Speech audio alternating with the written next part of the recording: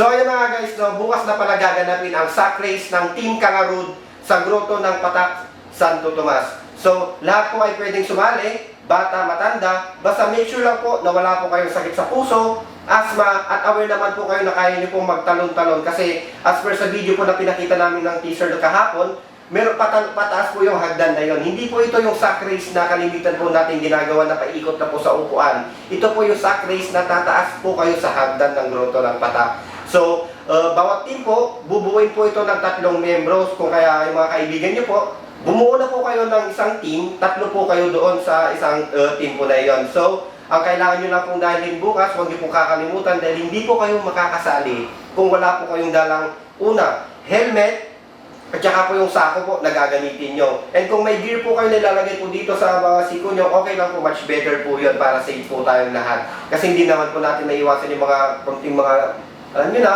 kaya mas maganda rin po na safe po tayong lahat. So bukas, asahan po namin kayong lahat, 7:30 po, mag-start na po yung palaro. Kung kahit kulang pa yung mga players, kailangan na po natin mag-start ng 7:30. So maging maaga po tayo para makasali po tayo dahil gaya po ng nakarang palaro sa Parakuskus. Alam naman po natin sa mga sumali at mga nakatanggap ng papremyo na malaki naman po yung matatanggap po natin. Kaya ano pang gagawin nyo?